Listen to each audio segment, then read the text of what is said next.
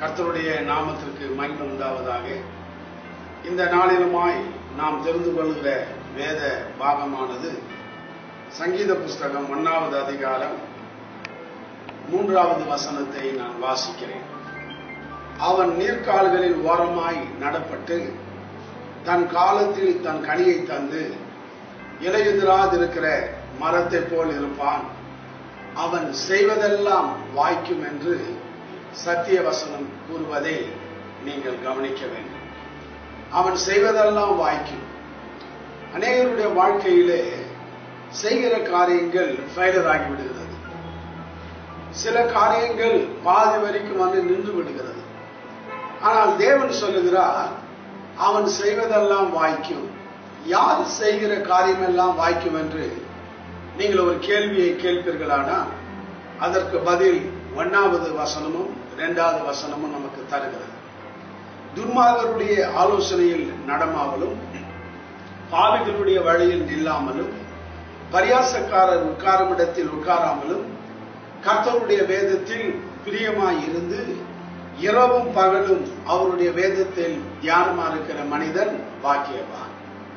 இவன் தான் தண்ணீர் ஓரமாய் இருக்கிற மரமானது எவ்வளவு கனிகளை தந்து செழுமையாக இருக்குமோ அவனும் அவ்விதமாக செழுமையாக காணப்படுவான்.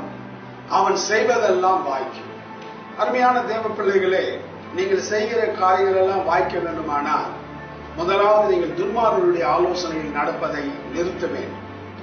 2வது உலக மக்கள் வழியிலே நீங்கள் நடக்கிற காரியங்களிலிருந்து விடுதலை பெற வேண்டும். 3வது பரியாசக்காரர் உட்காரும் இடத்தில் உட்காராமல் நீங்கள் காணப்பட வேண்டும். அதற்கு பதிலாக கடவுளுடைய வேதத்தில் கர்த்தருடைய வேதத்தில் இரவும் பகலும் தியானமாய் நீங்கள் இருக்கும் பொழுது, வேதத்தை நீங்கள் வாசித்து நடக்கும் பொழுது, வேதத்தை நீங்கள் தியானிக்கும் பொழுது நீங்கள் செய்கிற காரியங்கள் வாய்க்கும் என்று தேவன் சொல்லுகிறார். ஆகவே தேவனுக்கு பிரியமில்லாத சில சடங்காச்சாரங்களில் இருந்து நீங்கள் விடுதலையாகி தேவனுக்கு பிரியமில்லாத மக்களோடு வைத்திருக்கிற தொடர்புகளிலிருந்து நீங்கள் விடுதலையாகி கர்த்தர் கொடுத்த இந்த வேதத்தை தினமும் வாசித்து தியானித்து அவைகளுக்கு உங்கள் வாழ்க்கையை நீங்கள் ஒப்பு கொடுத்து நடப்பீர்களானால் நீங்கள் செய்கிற காரியமெல்லாம் நிச்சயமாக வாய்க்கும். ஆகவே இதை நீங்கள் இன்றைக்கு செய்து பாருங்கள். உங்கள் வாழ்க்கையிலே நீங்கள் எடுக்கிற முடிவுகள், செய்கிற காரியங்கள் நிச்சயமாகவே வாய்க்க செய்வார் கர்த்தர். கர்த்தர் தாமே உங்களை ஆசீர்வதிப்பாராக. ஆமென், ஆமென்.